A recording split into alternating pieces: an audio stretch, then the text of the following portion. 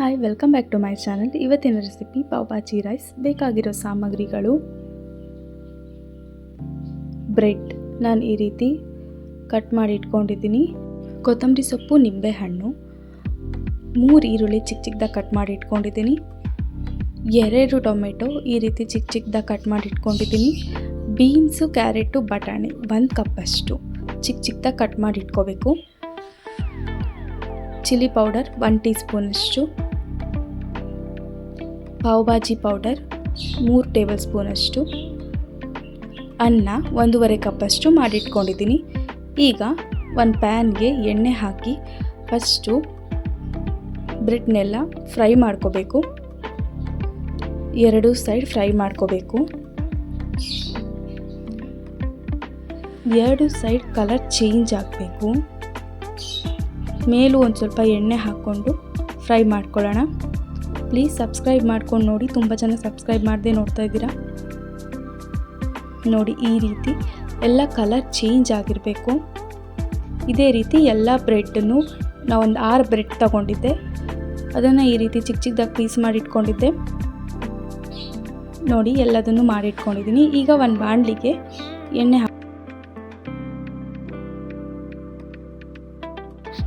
ಎಣ್ಣೆ ಚೆನ್ನಾಗಿ ಕಾದು ಬಂದಮೇಲೆ ಈರುಳ್ಳಿ ಹಾಕ್ಕೋಬೇಕು.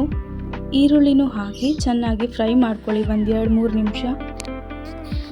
ತುಂಬ ಕ್ವಿಕ್ಕಾಗಿ ಹೋಗ್ಬಿಡುತ್ತೆ. ಮಕ್ಕಳಿಗೆಲ್ಲ ತುಂಬಾ ಇಷ್ಟ ಆಗುತ್ತೆ. ಲಂಚ್ ಬಾಕ್ಸ್ಗೂ ತೊಗೊಂಡೋಗ್ಬೋದು. ಟ್ರೈ ಮಾಡಿ ಒಂದ್ಸತಿ.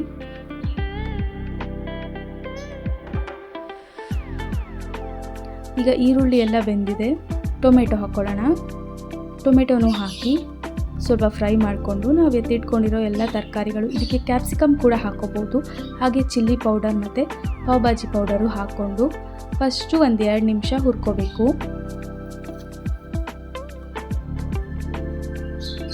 ಅದಾದಮೇಲೆ ಒಂದು ಅರ್ಧ ಕಪ್ಪಷ್ಟು ನೀರು ಜೊತೆಗೆ ಉಪ್ಪು, ಇದಿಷ್ಟು ಅಂದರೆ ತರಕಾರಿಗೆ ಎಷ್ಟು ಉಪ್ಪು ಬೇಕೋ ಅಷ್ಟನ್ನು ಹಾಕ್ಕೊಂಡು ಚೆನ್ನಾಗಿ ಕುದಿಯೋಕ್ಕೆ ಬಿಡಬೇಕು. ಹಾಗೆ ತರಕಾರಿ ಬೇಯಬೇಕು.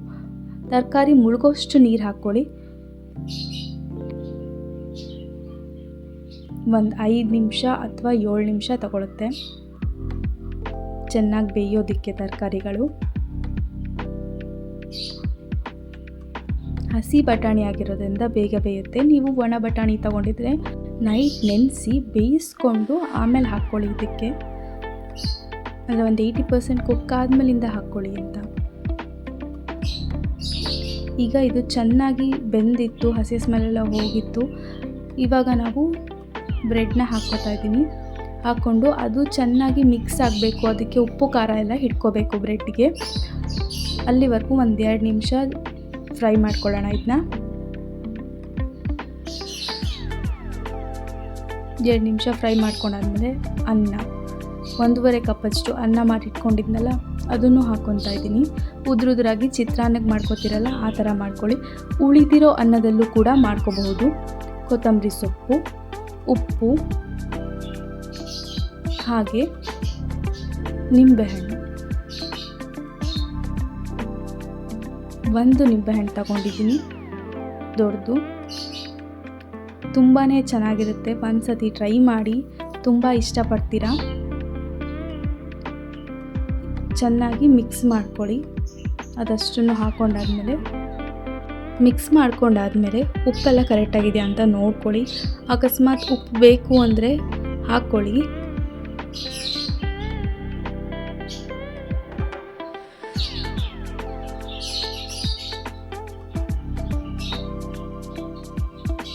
ತುಂಬ ಈಸಿ ಆ್ಯಂಡ್ ಕ್ವಿಕ್ ರೆಸಿಪಿ ಇದು. ಒಂದ್ಸತಿ ಟ್ರೈ ಮಾಡಿ. ಈಗ ನಾನು ಸರ್ವ್ ಮಾಡ್ಕೋತಾ ಇದ್ದೀನಿ. ನೋಡಿ ಎಷ್ಟು ಚೆನ್ನಾಗಿ ಕಾಣಿಸ್ತಾ ಇದೆ ಅಂತ. Thank you so much for watching.